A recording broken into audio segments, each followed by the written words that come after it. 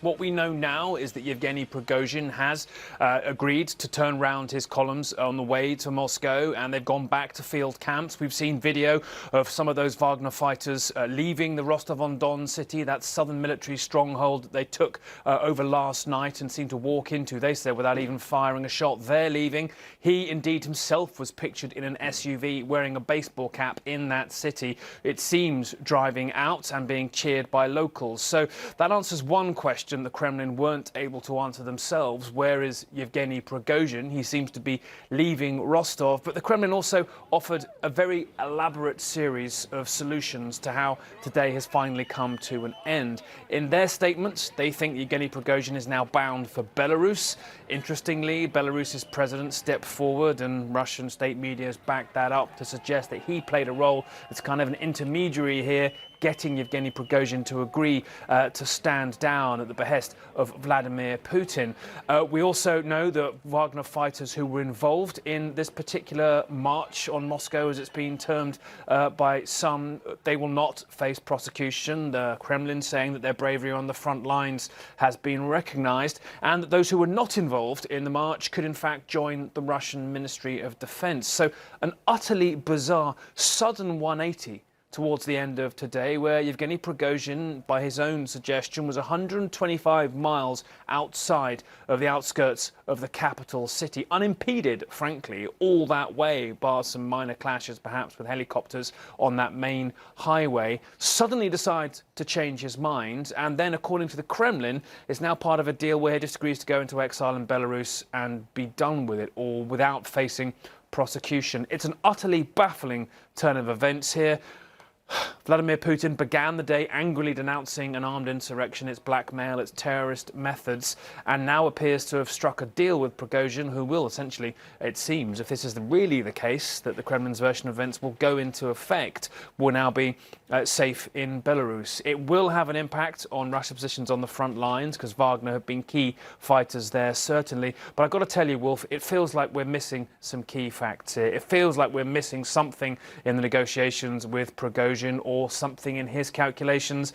Did this just a long-planned effort, it seems, go too frighteningly well? Did he find himself too close to Moscow and decide to pull back? Has something else gone on that we're not aware of? It doesn't really make sense at this particular stage. What it does do, though, is embarrass the Kremlin and certainly show that Vladimir Putin is not the all-powerful man in Russia that he appeared to be more of 24 hours ago, Wolf.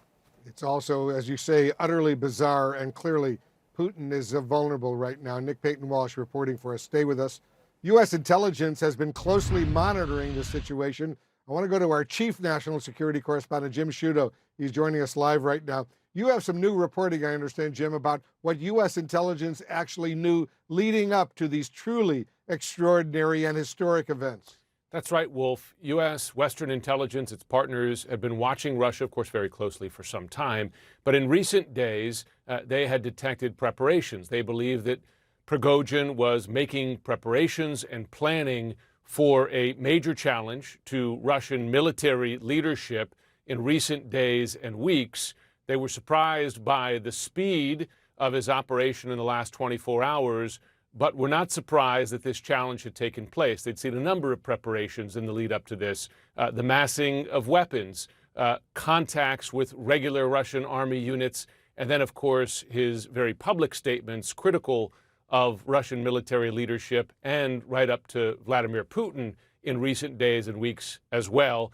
And they saw all those signals and saw those as preparations for some serious challenge to Russian military leadership, which is what we seem to have seen play out over these tumultuous last 24 hours. I will say that during that time frame, another thing they were watching closely as Prigozhin marched his forces first to Rostov-on-Don and then further, at least towards Moscow, was how much or how many Russian regular army units would join him in that. Early on, as we were discussing earlier in the day, they noticed that many Russian units did not seem to be challenging Prigozhin's advance, though not perhaps joining him, but at least not challenging him, letting him pass by.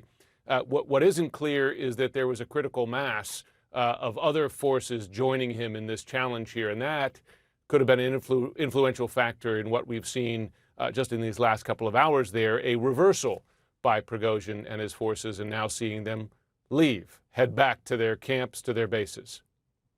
Very important indeed. Our Jim Sciutto reporting for us. Thank you. CNN's Ben Wiedemann is also tracking what's going on. He's getting reaction from inside Ukraine. He's live in Zaporizhia in the war zone in Ukraine. He's joining us right now. So, Ben, what are you learning? What's the situation there? Well, I must say, Wolf, it has been a long, strange day. This morning, when everyone here in Ukraine learned that at 7:30 a.m. local time, that Prigozhin and his men appeared to have seized some critical military facilities in southern Russia, in Rostov-on-Don, it seemed that perhaps Russia was on the brink of something huge. Ukrainian officials started talking about perhaps this is the beginning of the collapse of the Russian state, perhaps the beginning of a civil war. Even President Zelensky, in his nightly address to the nation, suggested that perhaps Vladimir Putin was on the run. Ben Wiedemann reporting from Zaporizhia in Ukraine. Ben, thank you very much. Stay safe over there, as I say to you every day. CNN's Nick Payton Walsh is back with us. I also want to bring in retired General Wesley Clark, the former NATO Supreme Allied Commander, and retired Colonel Cedric Leighton, both CNN military analysts. General Clark, Moscow was bracing for a potential Wagner assault. There's no doubt about that. Yet now the Kremlin says they've struck a deal with Prigozhin. What's your reaction to these late-breaking developments? I agree with what Nick said, that we don't have all the facts. There are missing facts here. Here's a couple of things that don't add up. Number one is, do we really know that there was a rocket strike on Prigozhin's troops? We don't really know that. We've seen some video of it, but we don't have any evidence of that. We do know that tactical nuclear weapons have been supposedly moved into Belarus.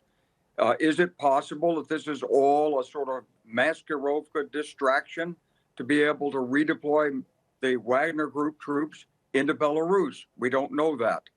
We don't really understand the essence of the deal. So there's a lot of facts here that don't make sense, but it doesn't seem that Prigozhin is the kind of person who would have launched something like this, prepared for it, and then suddenly just decide, well, I don't seem to have the troop support. I think I'll just cut a deal and go into exile in Belarus. This is a man who controls Syria. He's got troops all over Africa. He's bringing in gold. He's worth a lot of money. There's a lot more here that we're not seeing yet. I suspect you're absolutely right. Colonel Leighton, we do have some new video of Prigozhin supposedly leaving Rostov-on-Don military headquarters with crowds cheering him. Does Putin still see Prigozhin as a threat as long as Prigozhin is still alive? Well, that I think is one possibility, Wolf. That he is still a threat. I agree with General Clark. This is one of the most bizarre situations that we've dealt with in a long time. The other possibility is that this is a huge masquerade that's been staged for everybody's benefit to get them to believe that something is going on when it really isn't. And that's I think one of the possibilities. And the possibility, as General Clark mentioned, of them going into Belarus. Something that has to be considered, the possibility that they might be redeploying within Ukraine to some other area that is perhaps weaker now because of some other things. That's also possible. So there are a lot of things that could still happen. He could still be considered a threat by Putin because the language was very strong this morning in Putin's speech. But there's something that is not quite adding up here.